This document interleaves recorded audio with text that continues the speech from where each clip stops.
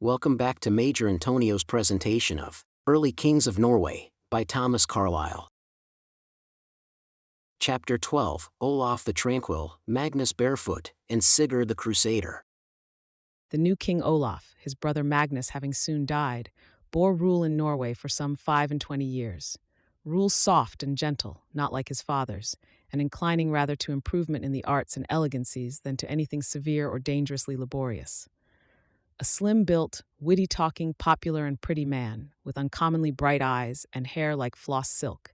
They called him Olaf Kyrre, the Tranquil, or easy-going. The ceremonials of the palace were much improved by him.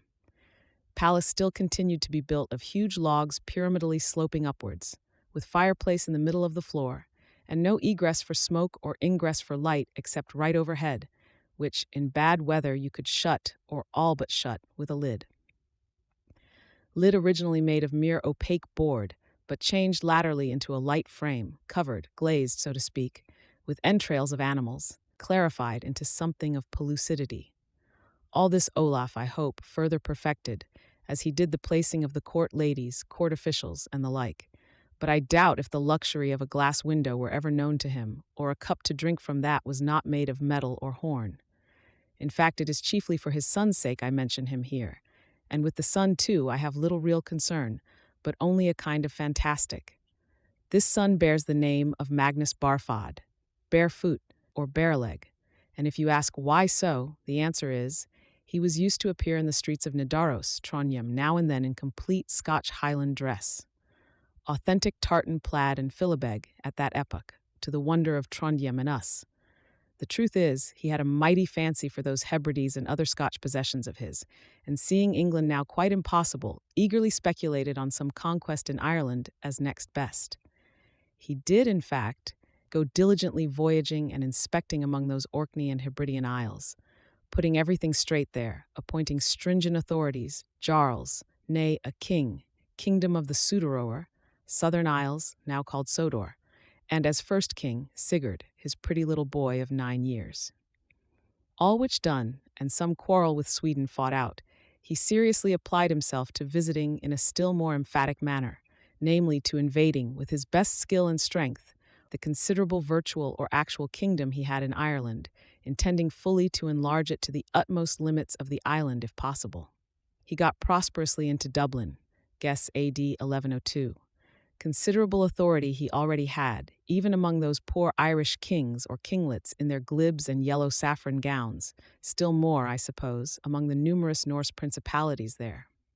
King Murdog, King of Ireland, says the Chronicle of Man, had obliged himself every Yule day to take a pair of shoes, hang them over his shoulder, as your servant does on a journey, and walk across his court, at bidding and in presence of Magnus Barefoot's messenger, by way of homage to the said king. Murdog on this greater occasion did whatever homage could be required of him, but that, though comfortable, was far from satisfying the great king's ambitious mind.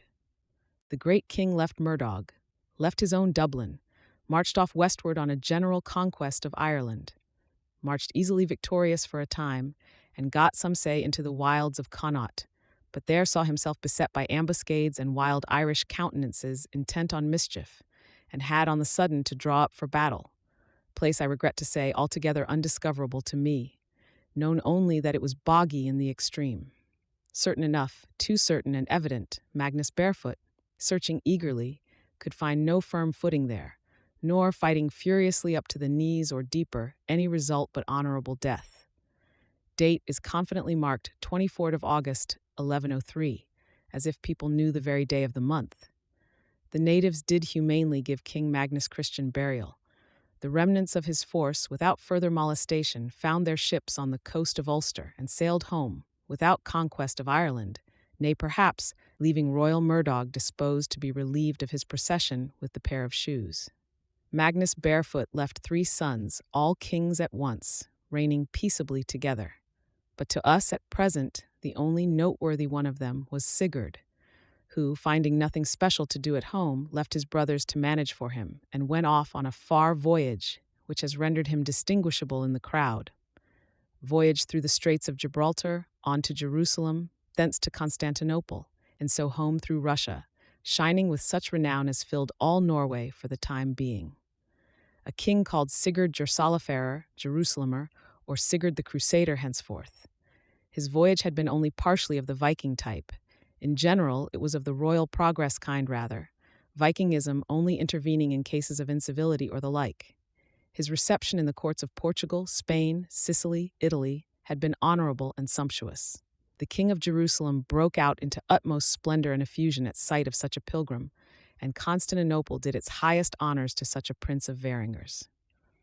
And the truth is, Sigurd intrinsically was a wise, able, and prudent man, who, surviving both his brothers, reigned a good while alone in a solid and successful way. He shows features of an original, independent thinking man, something of ruggedly strong, sincere, and honest, with peculiarities that are amiable and even pathetic in the character and temperament of him, as certainly the course of life he took was of his own choosing and peculiar enough. He happens furthermore to be, what he least of all could have chosen or expected, the last of the Haarfagr genealogy that had any success or much deserved any in this world. The last of the Haarfagrs, or as good as the last. So that, singular to say, it is in reality, for one thing only, that Sigurd, after all his crusadings and wonderful adventures, is memorable to us here. The advent of an Irish gentleman called Gilchrist, servant of Christ, who, not over welcome I should think, but unconsciously big with the above result, appeared in Norway while King Sigurd was supreme. Let us explain a little. This Gilchrist, the unconsciously fatal individual, who spoke Norse imperfectly, declared himself to be the natural son of whilom Magnus Barefoot, born to him there while engaged in that unfortunate conquest of Ireland. "Here is my mother come with me," said Gilchrist, who declares my real baptismal name to have been Harald, given me by that great king, and who will carry the red-hot plowshares or do any reasonable ordeal in testimony of these facts. I am King Sigurd's veritable half-brother. What will King Sigurd think it fair to do with me? Sigurd clearly seems to have believed the man to be speaking truth, and indeed nobody to have doubted but he was. Sigurd said, "Honorable sustenance shalt thou have from me here, but under pain of extirpation swear that, neither in my time, nor in that of my young son Magnus, wilt thou ever claim any share in this government." Gilla swore, and punctually kept his promise during Sigurd's reign. But during Magnus's, he conspicuously broke it, and in result, through many reigns, and during 3 or 4 generations afterwards, produced unspeakable contentions, massacrings, confusions in the country he had adopted. There are reckoned, from the time of Sigurd's death, AD 1130, about 100 years of civil war. No king allowed to distinguish himself by a solid reign of well-doing, or by any continuing reign at all, sometimes as many as 4 kings simultaneously fighting. And in Norway, from sire to son, nothing but sanguinary anarchy, disaster, and bewilderment, a country sinking steadily as if towards absolute ruin. Of all which frightful misery and discord Irish Gilla, styled afterwards King Harald Gil, was, by ill destiny and otherwise, the visible origin, an illegitimate Irish Haarfagr who proved to be his own destruction, and that of the Haarfagr kindred altogether. Sigurd himself seems always to have rather favored Gilla, who was a cheerful, shrewd, patient, witty, and effective fellow, and had at first much quizzing to endure from the younger kind on account of his Irish way of speaking Norse, and for other reasons. One evening, for example, while the drink was going round, Jill mentioned that the Irish had a wonderful talent of swift running, and that there were among them people who could keep up with the swiftest horse. At which, especially from young Magnus, there were peals of laughter, and a declaration from the latter that Jill and he would have it tried tomorrow morning.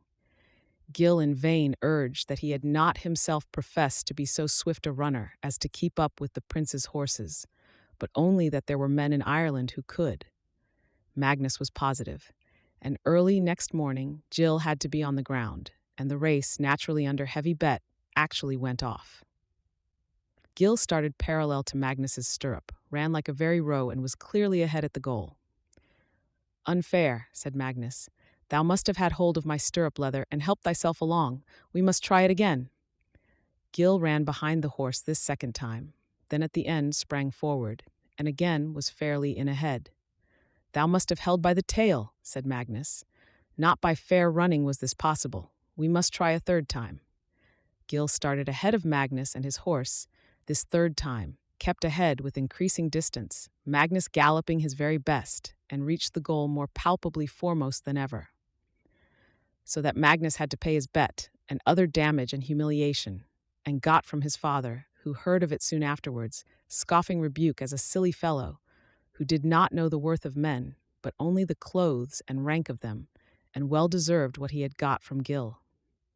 All the time King Sigurd lived, Gil seems to have had good recognition and protection from that famous man, and indeed to have gained favor all round by his quiet social demeanor and the qualities he showed. This concludes today's reading of Early Kings of Norway by Thomas Carlyle. Join us also the day after tomorrow for the subsequent part. Subscribe to Major Intonio's channel. Thank you for listening, and so long.